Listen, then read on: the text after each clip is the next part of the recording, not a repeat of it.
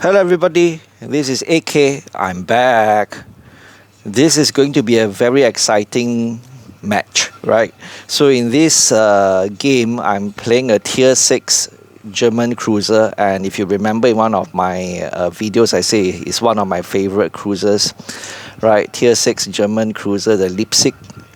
And towards the end of this game, you're going to see me make a mistake if this video lasts that long.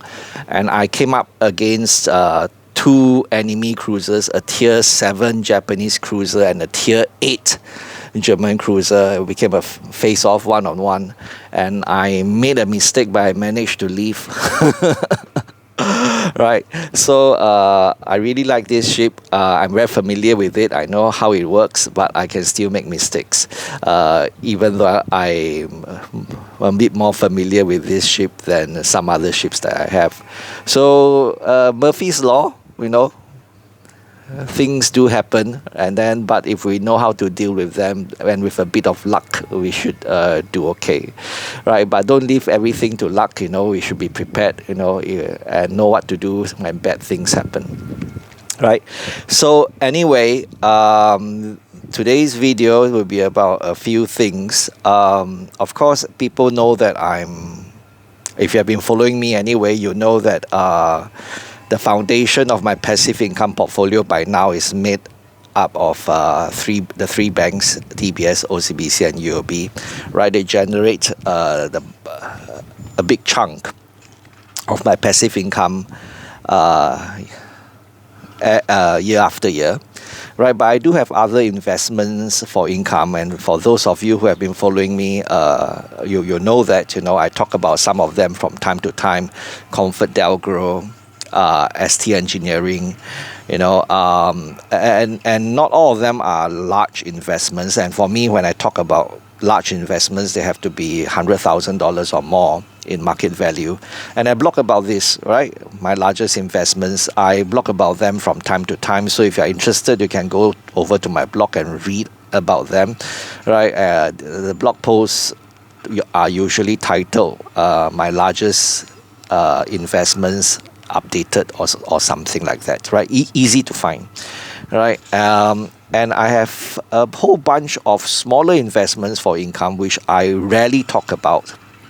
I think stocks such as Old Chunky, Vicom, Hock Lien Sing, what else? SingTel. I'm sure there are quite a few others. QAF, Gardenia Bread, right? So I have a whole bunch of such smaller stocks, and they're all under less than $100,000 in market value per counter, right? So I'm just too lazy to talk about everything, right? But someone asked me about SingTel recently, right? So, and whether it's a good investment for income, and I say, I think it is, right? So you don't really, I don't think we'll invest in SingTel for growth. It's more of a defensive stock, right? It's not really a growth stock, right? But it is a very steady, very reliable dividend payer. The last time I bought more SingTel shares was during the COVID-19 pandemic, and I remember blogging about it. I thought it was dreadfully undervalued. It was very cheap at the time.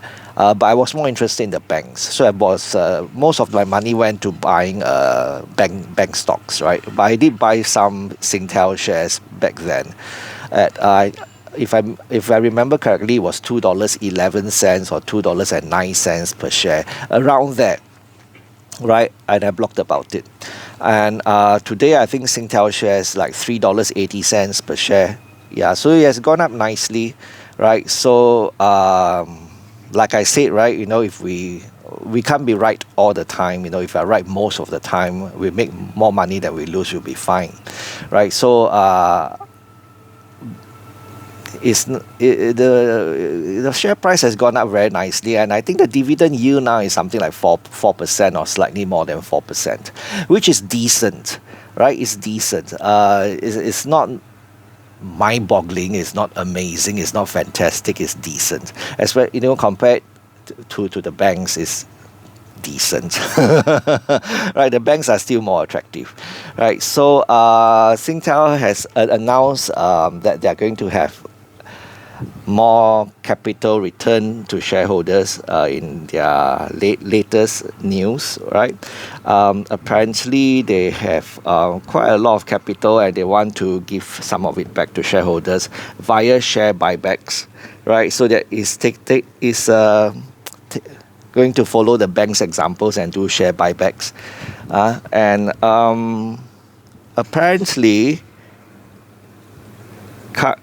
it's now trading at about 22 times forward PE and 2.7 times price to book, right?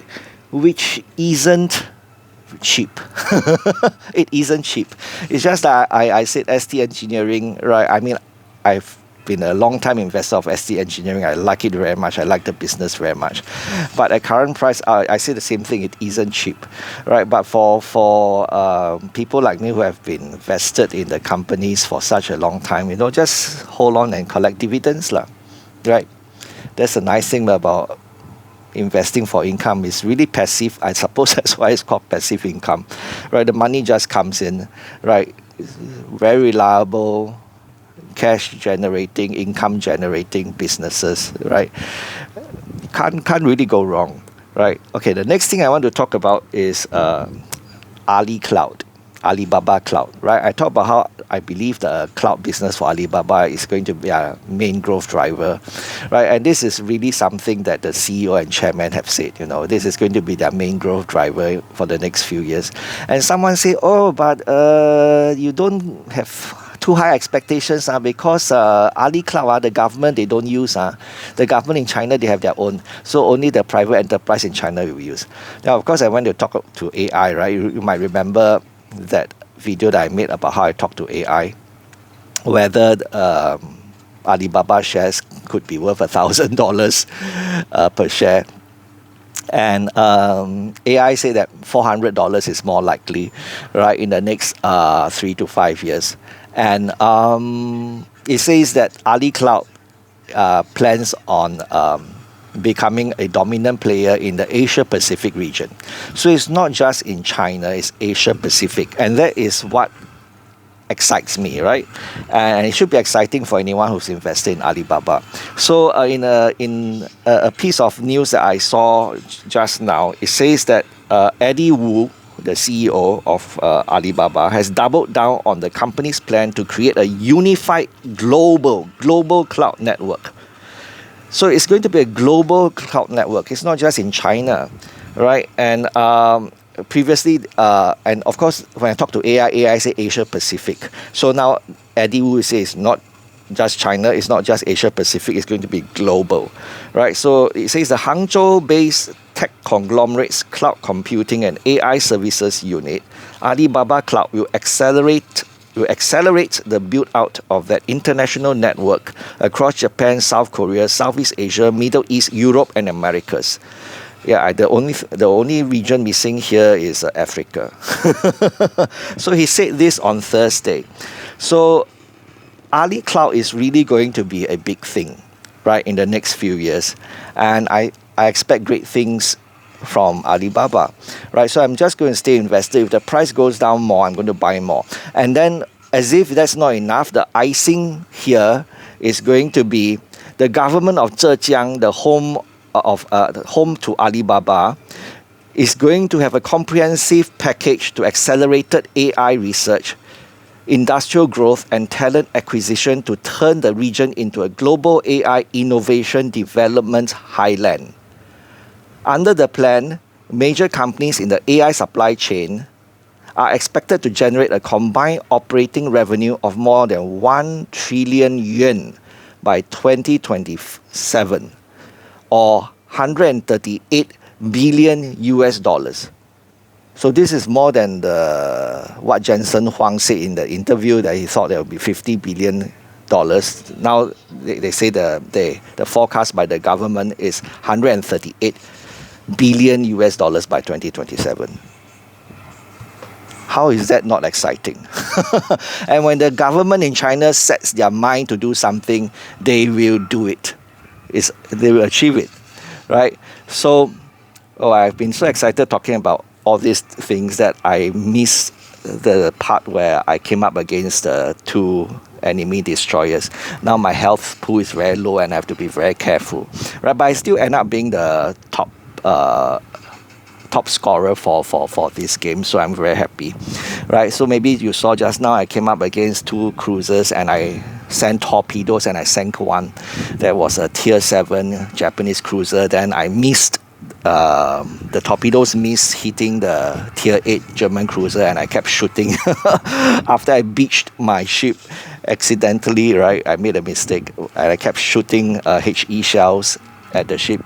Well, I managed to leave, right? So anyway, that's what I'm going to. That's all the things I want to talk about today. SingTel, Alibaba, SingTel just staying invested, collecting dividends. If you ask me whether I'm going to buy more now, I won't. I don't think it's cheap. I don't think it's value for money. But that's just me, right? So buying more during the COVID-19 pandemic. Well, it has turned out well, right? No complaints. So.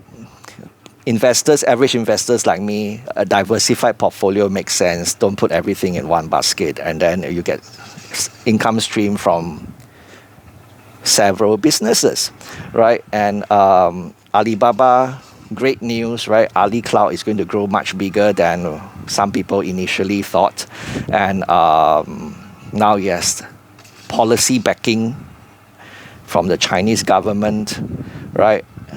Is full steam ahead, right? No pun intended, not just because I'm in the world of Warships, right? So have a good weekend. If AK can talk to himself, so can you. Bye-bye.